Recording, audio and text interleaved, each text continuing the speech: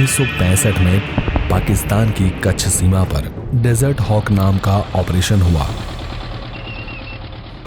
और कश्मीर में आक्रमण के साथ ही पाकिस्तान और भारत के दूसरे युद्ध की शुरुआत हो चुकी थी। हालांकि 1965 का यह युद्ध अनिर्णायक रहा था। भारत और पाकिस्तान के बीच 1965 में दूसरा युद्ध हुआ। इस युद्ध के पीछे कई कारण थे, जिसमें भारत से होकर बहने वाली सिंधु, चिनाब, सतलज, ब्यास और रावी नदियों के पानी की बटाई का विवाद भी शामिल था। 1948 में भारत ने इन नदियों का पानी बंद कर दिया। 1960 में जवाहरलाल नेहरू और अयूब खान के बीच हुई सिंधु जल संधि से इस विवाद का अंत हुआ, जिसमें तय हुआ कि झेलम, चिनाब और सिंधु नदी के पानी का इस्तेमाल पाकिस्तान करेगा, जबकि सतलज, ब्यास और रावी के पानी का इस्तेमाल भारत करेगा। जल विवाद के बाद सीमा आयोग ने सीमा विवाद को सुलझाने की कोशिश की। 1965 में कच्छ सीमा पर पाकिस्तान की ओर से किए गए हमले के परिणाम स्वरूप यह विवाद शुरू हुआ था। भारत ने यह मसला यूएन में उठाया था।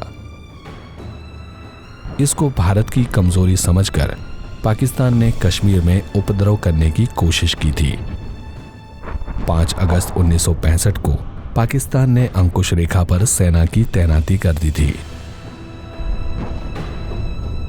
जम्मू कश्मीर में पाकिस्तान के अनियमित जिहादी गुटों की घुसपैठी और ऑपरेशन जिब्राल्टर के साथ युद्ध की शुरुआत हुई थी।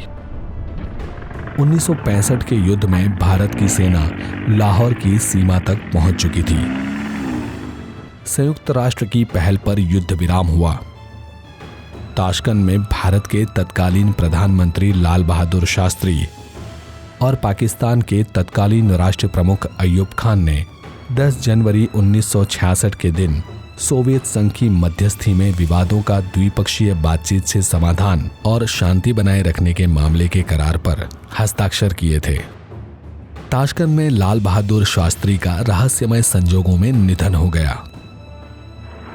वैसे तो 1965 का युद्ध अनिर्णायक रहा था, लेकिन पाकिस्तान 1965 के युद्ध में जीत के गलत दावे कर रहा है।